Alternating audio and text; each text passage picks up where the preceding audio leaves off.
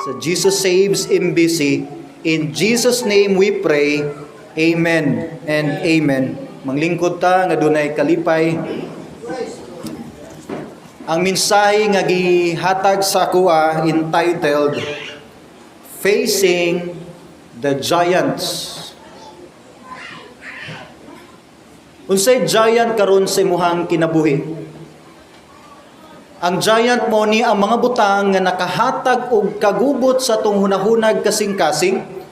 Mo ni ang mga butang nga nagahatag og struggle sa atong pamilya, sa imong career, sa imong health, sa ubang aspect sa imong life. Ang giant mo ni ang usa ka problema nga para nimo daw murag imposible kayo siyang sulbaron. Sa atong society, makonsider nga giant ang pandemic nga nahitabo karon sa atong kalibutan. Pila na ka pamilya ang gipangbungkag niini, kinabuhi nga gikalas.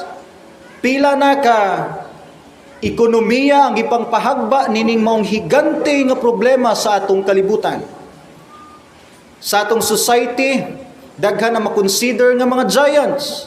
Aside sa pandemic, na threat sa World War III, na tension sa Middle East, napagikadlukan na to nga mupasok na ang Great Tribulation period.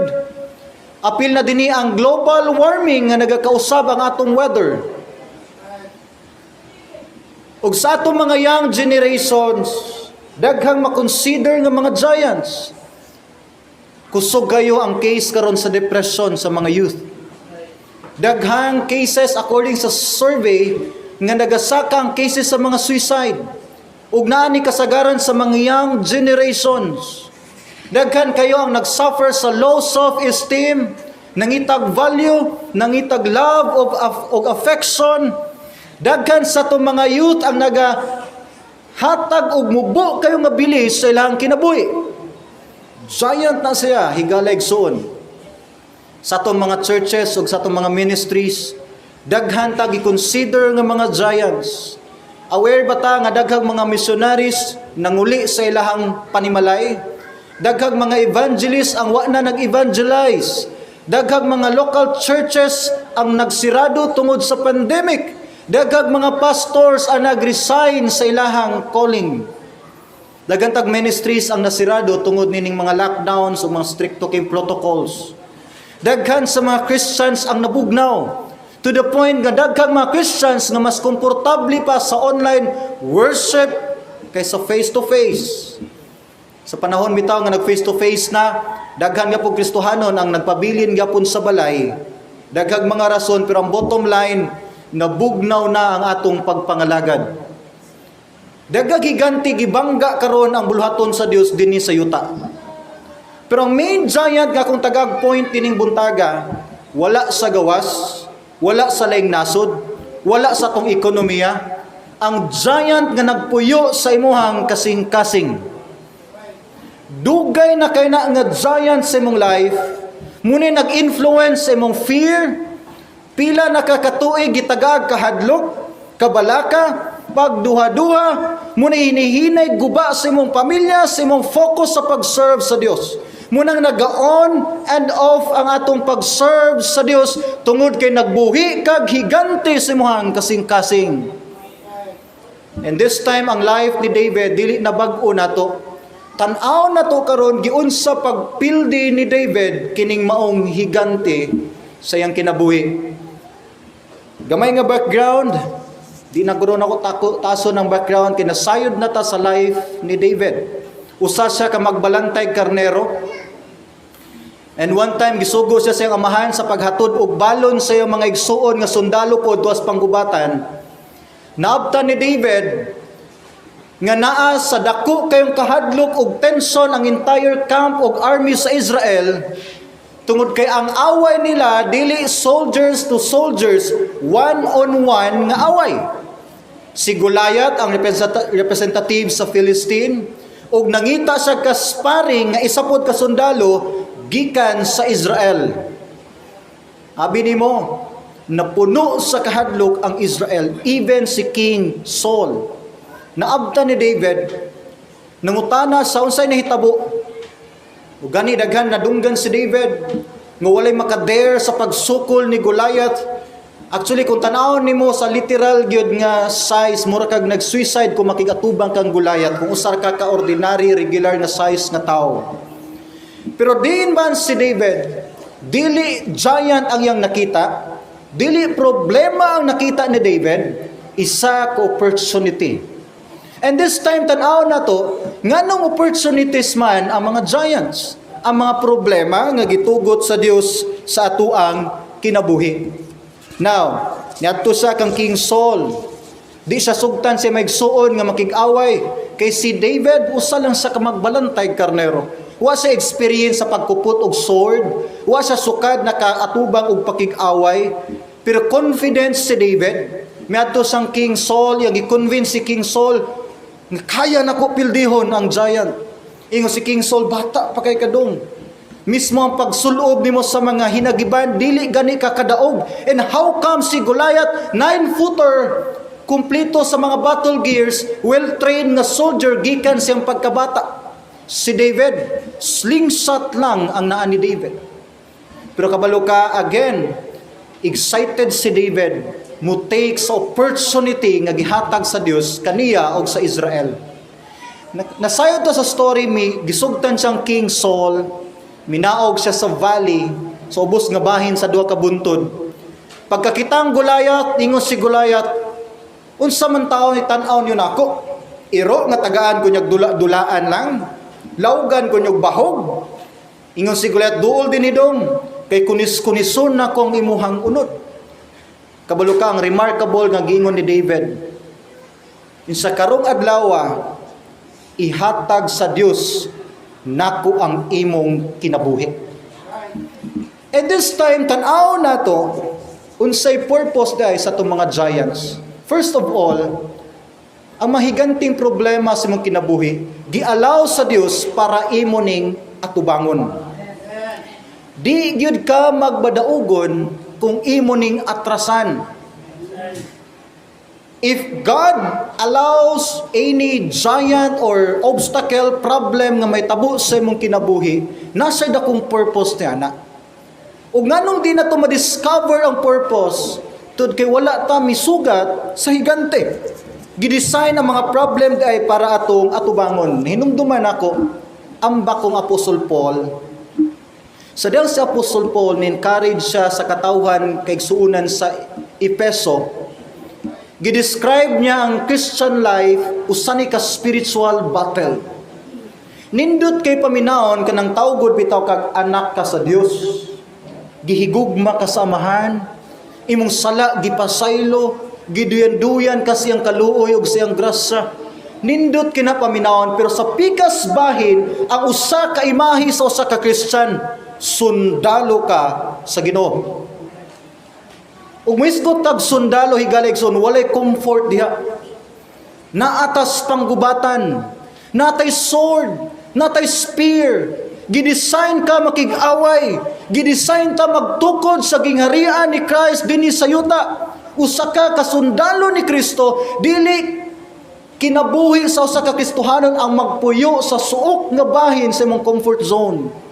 Ug hangtod nga di niyo ma-realize nga kinabuhi Kristohanon, usa ni ka pakig-away, di gyud ka kay balo mo sugat sa imong mga higante. Dali kay dol sa Dios kanang bugat na kayong feeling. Dali kay dol sa Dios kanang wa natay kadaganan. Dali kay mangayog comfort sa Dios. Pero lisod kayo ikinabuhi sa pagbitbit sa tong sword, bitbit sa tong shield ug pagsugat sa mga kaaway nato. Ingon ni Paul, naa kay mga battle gears. Sa Ephesians chapter 6, from verse 10 ngadto pataas, nagmention si Paul og mga spiritual armor nato. Gidescribe niya isa ka Christian, fully equipped ka sa Dios, naa kay helmet of salvation, naa kay breastplate, naa kay taming sa imong dughan, naa kay belt, naa kay boots, naa kay sword, naa kay shield, kumplito ka sa imong spiritual armor. Kay balo ka unsay walay protection nimo, ang imuhang buko-buko. Walay protection gi-provide ang Dios sa imong likod.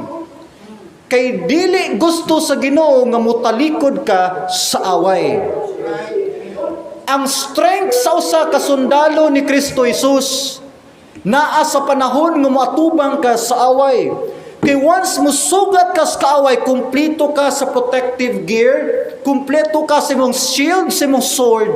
Pero once mudagan ka palikod, diha ka mahimong vulnerable. Ang reason nga ng mga igo tas pana sa discouragement, bangkaw sa mga kaluyahon, tungod kay isa sa mga reason, miatras ka sa away. Asa imong sword, asa imong shield, asa ang bandera ni Christ sa atong Kristyanismo. Usay mabuhian nato ni kay lahi na ang gikuptan sa atong mga kamot. Ingon ni Christ, if any man will come after me, let him deny himself and take up his cross. Asa ang imong cross? Kung follower ta ni Christ, bit-bit nato ang atong cross. Ang cross din ni mga sufferings, ang cross dili ni mga problema. Ang tao nga nagbitbit og cross sa generation sa time ni Christ ug sa mga apostles, tinunglo og andam na sa mamatay. Ang tao nga nagbitbit sa cross, andam sa mohatod sa kinabuhi sa kamatayon. So ang tao nga mo bitbit sa cross, willing ka mamatay para ni Jesus Christ. Asa ang imong cross? Asa nimo gibili ng imong commitment? Asa nimo gibili ng imong kainiton before nga dasig kita sa church? Ingon ni Christ, asa ang first love ninyo? Ephesian Church. Nawa na ba atong love? Kaswa murabag for the sake na lang sa panimbaho ng atong pagsimba. Kumusta nga to ang pagpangalagad sa Dios? Doon na pag-iunod ang atong pagpasalamat. Tamis kay pasalamat ka na bitang taliwala sa unos, ligon gihapon kang nangalagad sa Dios. Pero bugat kay pasalamat, kanang kahibalo ka nga wa kay pasalamatan, pero napugos ka sa pagpasalamat. Kung inana man ang atong thanksgiving, na something wrong sa imong Christian life. At ubangay mohang giants, giandam sa Dios ang kadaugan sa tanang musulong nini. Sa diyang si Moses nakasala sa Egypt, nitago siya. Sa diyang gitawag sa balik sa Dios, gipabalik siya sa Egypt. Sa diyang ang Israel, gihawa na sila sa Egypt, natrap sila sa dagat sa Red Sea. Pikas bahin bukid, sa pikas bukid, dires tubangan Red Sea, sa likod, nagmarcha na ang mga sundalo ni Pharaoh para atakiyon ang mga Israelites. Kabalo ka, niingon si Moses, sa diyang gipili ni Moses, mi-decide sila sa pag-abante ngadto sa ilahang direksyon, gitunga sa Dios ang dagat. Pero kung nipili sila sa pagbalik silang dalan, mga matay silang tanan ni atong dapita. Abi nimo, once mo abanti lang ka, ang Dios mo provide ni mo dalan. Kaya niya ablihan bisan ang loud sa imuhang kinabuhi. Munang ayaw kahadlo, sa time nga ang mga Israelite padung na sila musulod sa promised land, nagpadala si Moses og 12 spies tan-awon ang Canaan kung unsay tawo nga naa didto. Ang 10 spies nihatag sa report, ingon sila, Moses, dili na to kaya i-conquer ang land. Giant, maayo kay ilang mga warriors didto. Mura na tag-apan-apan sa atong kagagmay. Abi nimo, duha ka spies, si Joshua ug si Caleb, ingon sila, no, Moses.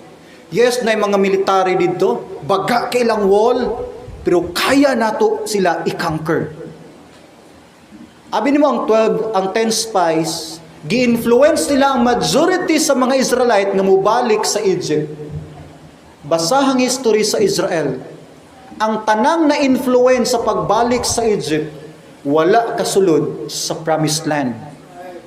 Ang nakasulod sa promised land, ang mga bagong generation nga na-influence ni Joshua ug ni Caleb nga kaya nila ang kunon ug sakupon ang yuta.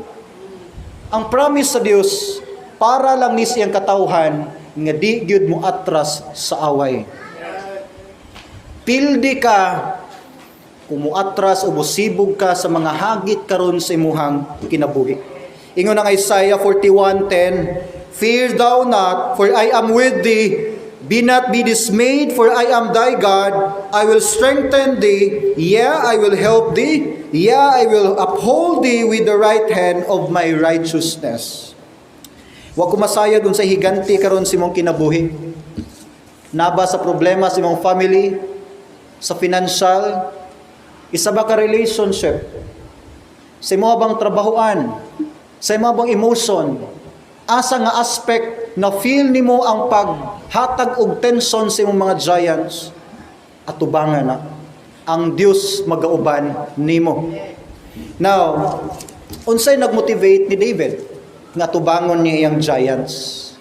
Kabalo ka, unang mindsetting ni David, nagtuo sa nga ang tinuod nga makig-away ni Goliath ang Dios. Confidence si David makig-away ni Goliath kay nasayod sa nga ang pakig-away naa sa Dios ngadto kang Goliath. Natanaw na tong 1 Samuel 17:37. Sa dihang miatubang si David kang King Saul, mingon sa verse 37, David said, moreover, The Lord that delivered me out of the paw of the lion and out of the paw of the bear, He will deliver me out of the hand of this Philistine. And Saul said to David, Go, and the Lord be with thee. Sa diyang natubang si David kang King Saul, ingon si King Saul, Dong, bata pa kayo ka dong. Ingon si David, mahal na hari, ang Dios nga nagpildi sa mga bangis nga hayop dito sa kamingawan, maupoy mo pildi nining higanti nga mao si Goliath og muhatag sa akong mga kamot. Take note, wala giangkon ni David ang pakig-away niya kang Goliath. Iyang gintroduce dinhi ang main gyud nga makig-away kang Goliath, ang Dios ni David, ang Dios sa Israel. Pildi ka kung ikaw ang moatubang sa imong higanti. Pero once imong i-recognize ang gahom sa Dios, diha ka magmadaugon. Tanawa, minaog si David, walay bit-bit nga mga battle gear, wala siya bit-bit nga mga shield o bisan sword. Bit-bit lang niya iyang slingshot, namunit sa 5 ka bato, gatubang niya sa Goliath. Ningon si Goliath, usaman, iro ko nginyo kung tagagin ani. Feeling ni Goliath murag na insulto sa sayahang pagka-soldier. Verse 46, tanawang gingon ni David. 1 Samuel 17, verse 46. This day, the Lord will deliver thee into mine hand. In ani ka confidence si David. Isa Goliath, karong adlawa, ihatag ka sa Dios sa akong mga kamot. Kabalo mo ngano na, nganong confidence si David makig-away ni Goliath, kay mas powerful ang Dios ni David kay ni Goliath. Pastor John, nganong napildi ko sa akong mga problema, na ako sa point nga hapit na gid ko mo give up. Pila na ka relationship ang napildi. Even ang akong family nga pila ka years ta ko gi pray, nganong napildi man. It is maybe because ikaw ang miatubang sa imong Goliath. Walay abilidad si David. Mismatch kayo murag piso og tadhan nga sunoy ang sabong. Dili kaya ni David pildihon si Goliath, pero tungod sa Dios nga naa likod ni David, usara gid ka bato ang miangkon ni Goliath. Now, sa dihang si tuguti ko Pastor Joe sa paggamit sa imong live dito sa Tunggulana, sa dang nag-post si Ate Debbie nga na hospital si Pastor Joe. Nagbaha ang mga comments sa Facebook. And daghan kay mga prayer gipadala hatag. Honestly, that time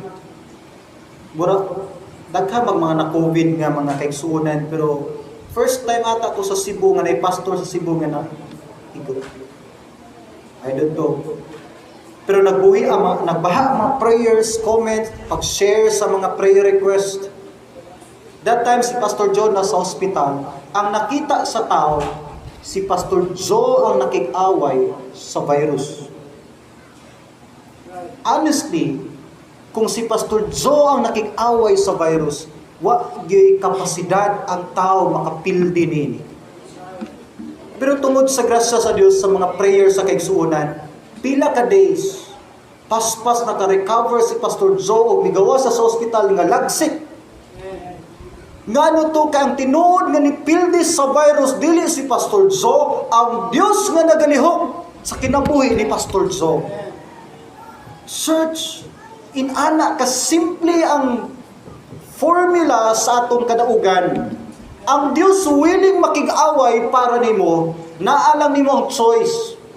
Ikaw ba makig-away o siya makig-away in behalf nimo? Nung duman ako si Moses sa diyang natrap sila, balikan ako sa Red Sea. Napuno sila sa tension. Ang mga sundalong Pharaoh padulong na, ang mga inahan nagbitbit pa silang mga bata. Unsay ilang mahimo? Wala sila na train makig-away. Wa sila sukad na himong sundalo sa usaba ka grupo. And then sa diyang ibarog si Moses sa Exodus 14:13 to 14. Nibarog si Moses sa congregation sa Israel. Ingon siya, verse 13. And Moses said to the people, "Fear ye not, stand still, and see the salvation of the Lord, which He will show you today. For the Egyptians whom ye have seen today, you shall see them again no more." Verse 14. Ingon si Moses, "Tan-awa niyo maayo ang buhaton sa Dios." Ang mga Egyptians ngayong nakita karon, di na ninyo sila makitaan pa pag-usab. Kaya sa verse 14, confident kay Moses, ingon siya, "The Lord shall fight for you, and you shall hold your peace." Ang Diyos mo'y makig-away para ninyo. Ang inyo halang, ang paghatag o ang pagtanaw sa iyahang buhaton. Sa diyang gitugutan sa Israel nga ang Diyos mo'y makig-away sila mga kalaban, wa lang sila tagaig proteksyon sa Diyos, gipildigid sa Diyos ang mga Egyptian armies. Gitabunan sila sa laod, nangamatay silang tanan dito, taliwala sa laod. Gusto sa Diyos magmadaugon ka. Ug ang isa sa mga desisyon nga buhaton nimo ninibuntaga, ang paghatag sa imong mga giants ngadto niya. Ikaduhang butang abi niyo nakita ni David, nganong confident si David at ubangon si Goliath, because David knew that this battle will give him an opportunity for promotion. Sa dangiduol si David, pagtan-aw niya sa battlefield, nangutana sa unsay naa diha. Gi-explain niya sa isa sa mga soldiers sa Israelite. Sa 1 Samuel 17:25, ningon dinhi ang mga sundalo, "And the men of Israel said, Have you seen this man that is come up? Surely to defy Israel he is come up. And it shall be that the man who killeth him, the king will enrich him with great riches, and will give him his daughter, and make his father's house free in Israel." Abino sa kadako ni Goliath, burag imposible kay sang pildihon ang offer ni King Saul. Ang makapilding Goliath, tagaan sa mga katigayunan, mapangasawa niya ang daughter ni King Saul, ug himon silang free sa mga taxes sa Israel. Although wala nag-apas si David diha, pero aware si David nga after niya mapildi ang mga Goliath sa iyahang life, duna gyoy promotion. Human napildi ni David si Goliath, nahimo siyang king sa Israel. Gusto tag promotion, gusto tag success sa atong job, gusto tag maayong kinabuhi sa atong pamilya, good nga future sa atong kabataan, gusto tag mga assurance nga one day mahimong maayo ang atong pagpuyo. Pero I don't know kung andam baka mo pildi sa mga giants. Di ka ma-promote hangtod dili nimo pildihon ang imong mga higante. Hangtod dili nimo sila atubangon, hangtod dili nimo sila itugyan sa Dios. Ang promotion nagdemand nig saktong maturity. Di way sakto nga papa muhatag og motorcycle sa iyang bata nga 5 years old pa lang. Kung imo mang tudloan og drive ang bata nga 5 years old sa usa ka mahalon kay nimo nga motor, murag imo sang gitudluan mag-suicide. Mo take og maturity level para mudawat kag mga promotion. Nganong tagaan man ka sa Dios nga nga klase nga kantidad kung di ka kabalo mo manage niya na. Nganong tagaan man ka sa Dios nini nga opportunity kung di ka gani ka manage sa simpleng mga butang. Maturity. O dili ka mo mature hangtod walay mga challenges. Di ka mo mature kung walay mga giants nga ipadala ang Dios sa imong kinabuhi. Muna usay ang giants, abi nimo ang Dios mo'y usahay nagtugot dinhi sa atong kinabuhi. Isa ni ka opportunity nga mo grow ka. Hinamduman ako ang mga eagle, ang mga agila, gikahadlukan sila sa klase sa mga langgam. Kaya na mo pildig mga dagko nga mga animals, gikahadlukan sila sa larangan gyud sa tanang mga langgam, sa kahait sila mga kuko, sa kahait silang sungo, ug sa kataas ug maabtan sa ilang pananaw. Pero ang mga agila, niagi sila pagka-baby. Niagi sila pagkapiso. Gikadlukan nilang ngalan, pero wa sila'y kusog. Vulnerable ang mga piso nga agila. Kinahanglan pa sila lawgan para mulig-on ug mudako. Hangtod nga dili sila muhamtong sa ilang pagkaagila, di gyud nila ma-enjoy ang benepisyo sa ilahang pagkaagila. Christian ta by name, anak ta sa Dios. Kita ang pinaka-most favored na klase nga tao sa kalibutan, bisan sa mga angels ang kaanakan sa Dios. Bugat kinangangan nga mismo si Satan nagkurog sa mga Kristohanon. Pero di nimo fully ma-enjoy ang benefit sa pagkaanak sa Dios kung dili ka mo mature, kung dili ka mo grow, kung dili ka mo tubo, kung di nimo i-embrace ang mga challenges sa imong life. And the more nimo sila daganan, the more ka mahimong immature nga believer. Si David diha siya ni mature. Ingon sa gipampildi nako ang mga lion, ang mga bear, diha siya nimong ligon sa mga challenges. Abi nimo sa ginahimo sa mga mother eagles, silang baby eagles. Sa diyang gusto na tudluan sa mga agila ilang mga piso sa paglupad, kanang nanaigo-igo nga pakot. Ilang ginakuhaan og soft nga part ilahang salag. Hangtod ang mahabilin sa salag, katunang mga tunok nga bahin. E magsigig lublob ang piso dito, di na siya komportable kay hait na kaayo ang mutusok sa iyang panit. Kay ginahinay og kuha sa mga mother eagles ang mga soft nga bahin sa salag. Muna kay di na komportable ang mga piso nga agila sa ilahang comfort zone, maningkamot na silag lupad. Kuhaon sa agila, itagak gikan sa babaw, sa luon sa ubos, itagak sa babaw, sa luon sa ubos, ibalik sa salag. Moabot ang point na mismo ang piso di na ganahan mo balik-balik paglublob sa iyang salag kay nagkahait ang mga tunok nga naa didto. Na-feel ba nimo ang mga tunok karon sa imong kinabuhi? Doon na ba'y kasakit? Kagubot? Di ba mahimutang ang imuhang panghuna-huna? Doon na ba'y problema nga nagabalik-balik sa imong pamilya, sa imong trabaho, sa imong personal life? Gusto sa Dios na magkat-on ka sa paglupad. Gusto ka niya nga mo mature. Muhawas ka sa imong comfort zone. Mo-grow ka, mo-mature, mo-grow ka sa kaalam ni Christ. One day magamit imong life diha sa ministry. Ang kinabuhing Kristohanon dili ni may tungod sa atong nindot nga sakyanan, nindot nga mga building, great achievements, mga credentials, plaka, pagbarog, pag-applause sa tao. Ang Christian life may tungod ni sa imong transformation og nahimo nimo diha para sa Ginoo. And one day matubang ta ni Christ, di sa mga tana unsay imong credential, unsay imong kurso, pila na ka kurso imo nakuha sa yuta. Tana si Christ sa parable of talents, unsay imong nabuhat para nako.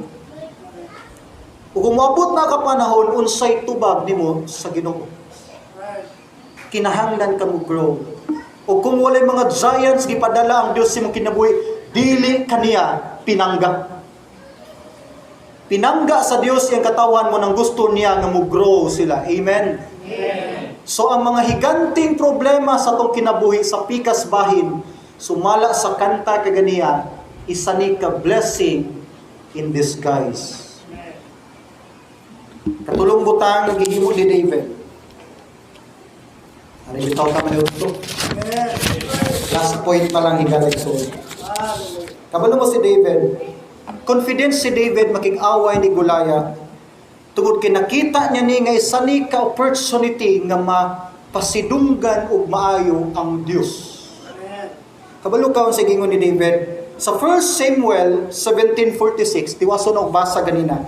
Sa dang natubang sang Goliath, ningon si David, "This day will the Lord deliver thee into mine hand, and I will smite thee and take thine head from thee, and I will give the carcasses of the host of the Philistine this day unto the fowls of the air and to the wild beasts of the earth, that all the earth may know that there is a God in Israel."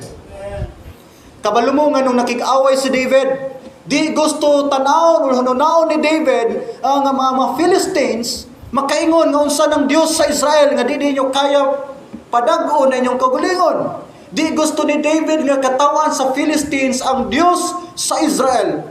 Munang gitanaw ni David nga isa ni opportunity nga iyang bangunon pagbalik ang dungog sa ngalan sa Dios bisan sa mga Philistines.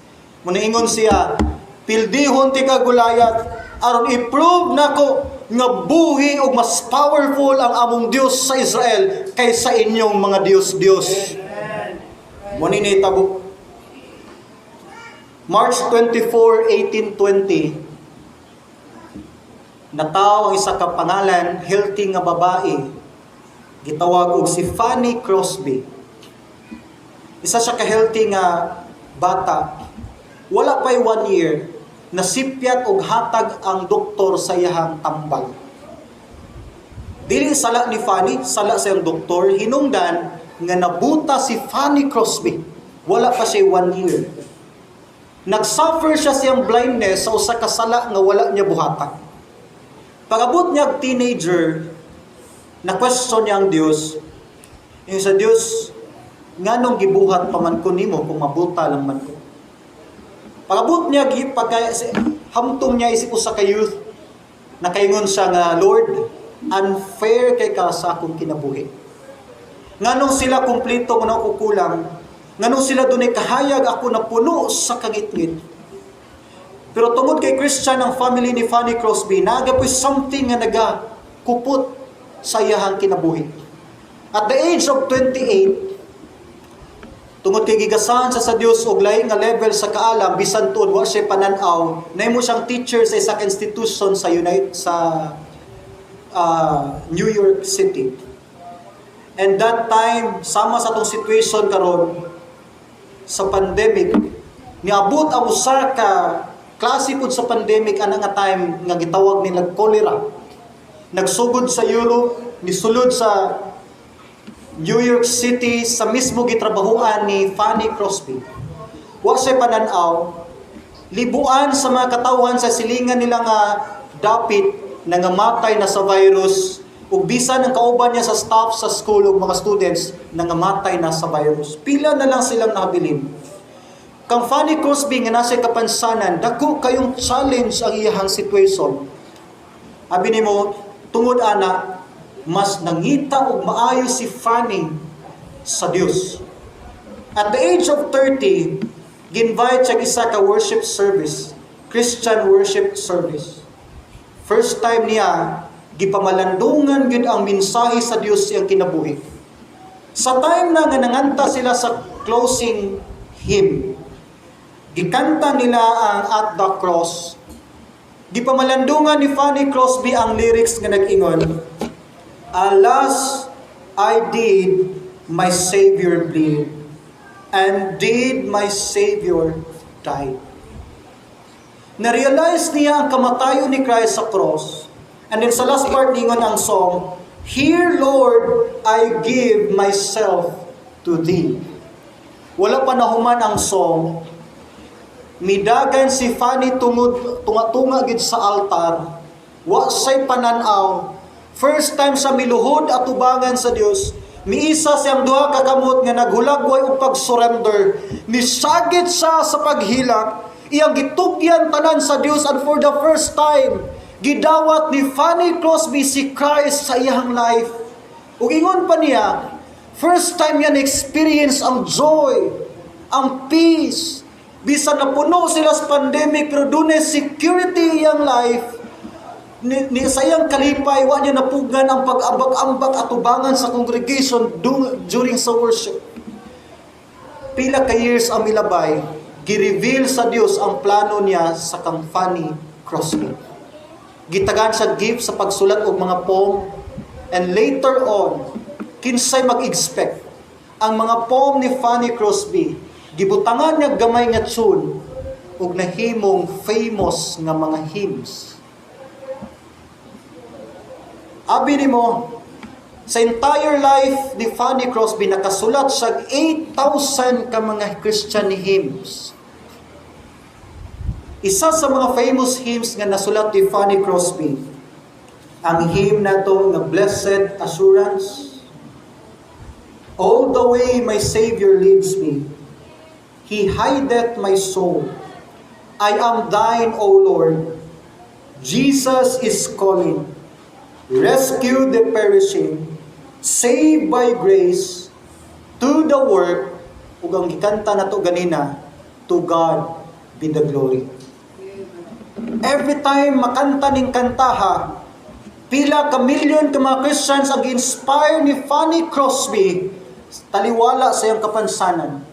Ug every time hinumduman na to ang life ni Fanny Crosby sa history, sa iyang legacy ang ipabilin karon, dili na to makita ang kapasidad niya. Buta sa, pero makita na to ang gahom sa Dios nga naglihok sa iyahang kinabuhi.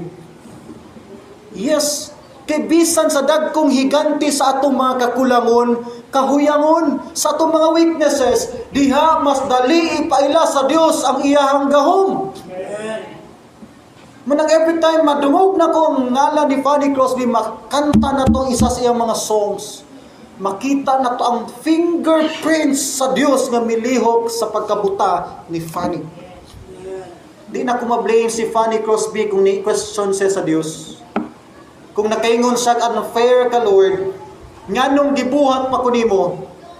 Kung na may isa ka tao nga lisod kayo, tuuhan nga napay purpose ug meaning iyang life, isa na si Fanny Crosby. Pero likod sa kapansanan ni Fanny Crosby, dunay gahom nga nagalihok. Ug dinhi na to makita nga gikuhaan sa pananaw sa Dios para mas ma-develop iyang faith ug dili ni madisturbo, mabalin iyang focus sa pananaw sa butang sa kalibutan. Nga gikuhaan sa Dios ug pananaw tungod kay niani nga pamaagi mas dali bitbiton ang iyang kinabuhi. Lisod dadon ang kinabuhi sa tao once daghan pa kita gipanghambog sa ato ang kagalingon. Usahay butahan ta sa Dios sa mga butang sa kalibutan, sa di mao nga mga prinsipyo hangtod nga magpabilin tang ubos sa pinakaubos nga bahin sa yuta ug mukamang nakapadulong sa Dios. Hinumduman ako kamigo sa unay sa Kuya John, dili ko kaduol sa Dios kung ako sang lakwon. Kay hangtod nga kumpleto ug kusog ang ako mga tiil ug tuhod, dadon yun ko sa kaibog sa kalibutan. Sa panahon nga gihagba sa Dios, nalulong sa droga. That time mura ko nag-istorya batang way buot.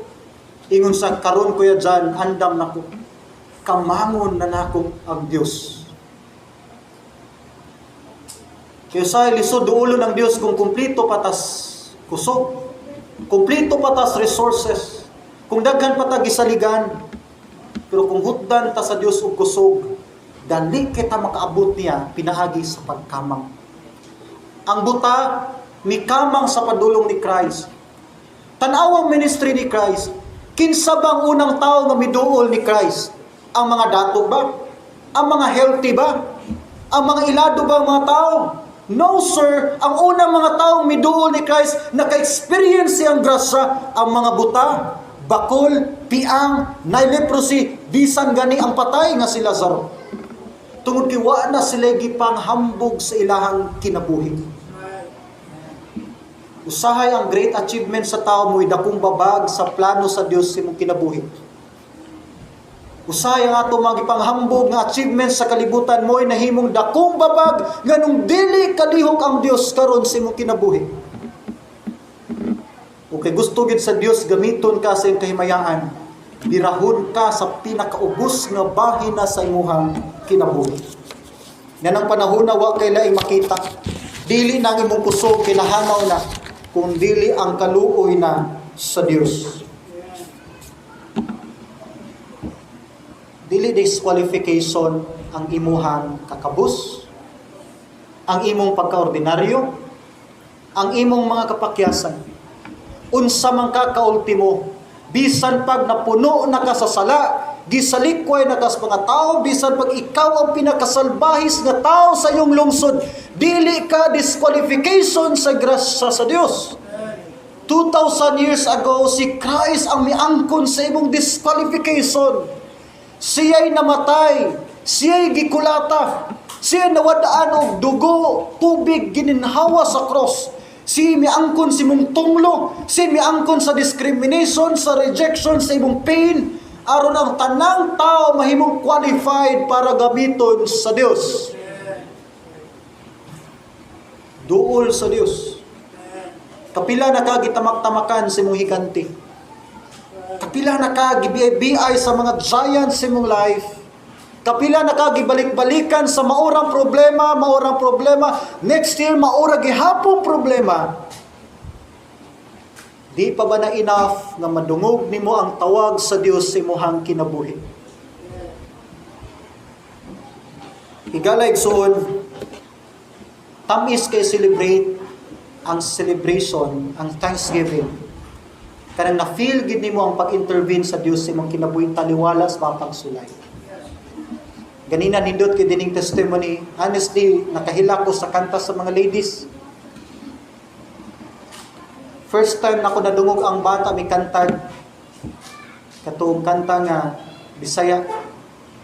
Nagtanaw ko sa bata nga nagkanta, daw samara nga sa iyang kahuyang mitugyan sa siyang kinabuhi sa Ginoo.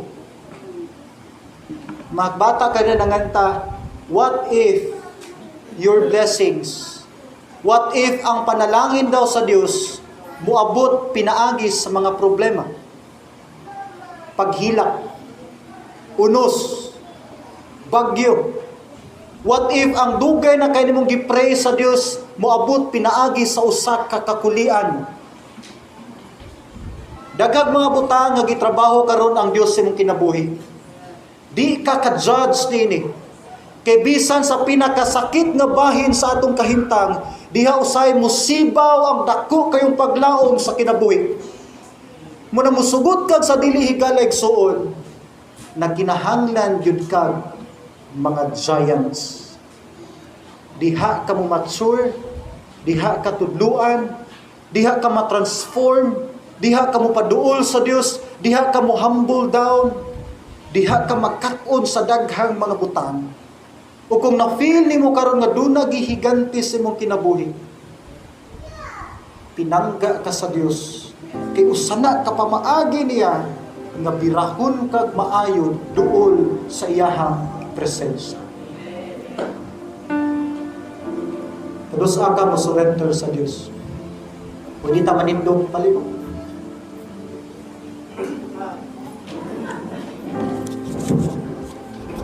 Malukog-dugog sa atong mga ulo.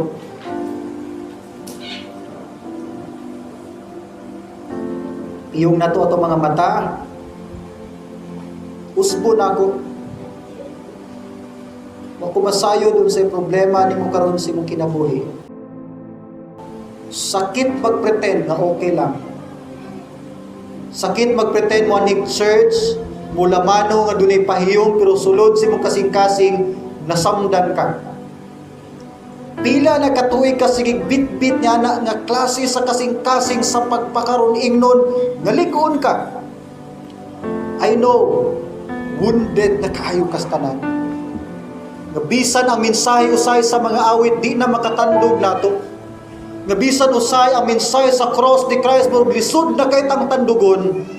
Tungod kinahimong manhid na siguro atong kasing-kasing naandad na sa mga kasakit o kasubo ug mas gipili pa nato nga itago na ang ning tanan kaysa pagtugyan sa Ginoo. What if mao ni ang last chance ni hatag sa Dios nimo karon? What if humani ni wala nay lain? Kung di ka karon mutugyan sa Dios, asa man? Kung dili karong panahona, kanus aman? Karon ang adlaw nga imong itugyan ang imong kinabuhi sa Dios. Sa tanan nga wa pa kadawat dinhi ni Christ, dunay plano ang Ginoo sa imong kinabuhi. Namatay na sa cross, hinulsuli imong mga sala, dawata si Kristo sa imong kinabuhi nga personal nimong manluluwas. Dili ang relihiyon, dili ang good works, ug sultihan ti ka, bag-uho niya ang imuhang kinabuhi. Christians, hangtod kanus aman ta magkinabuhi nga lukewarm nga Christian. Hangtod kanus ata magkinabuhi samang Pedro nga nagsunod-sunod lang behind distansya sa cross ni Christ. Hangtod kanus ata magkinabuhi nga di nato mahatag atong best nga commitment sa Dios. Karon ang takna, karon ang adlaw niini nga dapit sa Jesus Saves in BC. Ginoo nining mga orasa, among ila Lord ang imong gahom sa mong kinabuhi. Wa mi mahimo Ginoo kung wala ka. Himuha mi karong David niini nga generation. Unsa man Lord ang mga Goliath nga among giatubang, unsa man ang mga giants nga imong giandam sa mong kinabuhi. Himuha aming sama ni David nga mas naka-focus bi Lord sa opportunity dili unta sa kahadlok. Pray na ko Lord nga tanang nakaambit nini nga tingog Ginoo, duna unta kini binhi nga mutubo o mubilin sa ilahang kasing-kasing. Enough Lord nga makabuhi unta kami desisyon nining mga orasa. Decision Lord sa pag-commit sa mong kinabuhi diha nimo. Unsa man Ginoo ang mahitabo, magamit o maabtan minimong faithful hangtod sa imuhang pagpalig. Bless Lord si Pastor Jose Bernardo, uban kang ati Debbie, bisan Lord sa ilang tibok iglesia dinhi sa Jesus Saves. Kini nga church Lord, maabtan nimong faithful hangtod sa pagbalik sa imong anak nga si Jesus dinhi sa yuta. Among gitugyan Ginoo kini nga panimbahon nga mahimo unta kining kadaugan sa matag usa nga nakaambit nini nga mensahe. Pasayloa mis mga sala ug gihangyo namo imong Holy Spirit kanunay magauban, magagiya ug magadasig kanamo sa ngalan ni Jesus. Amen o amen.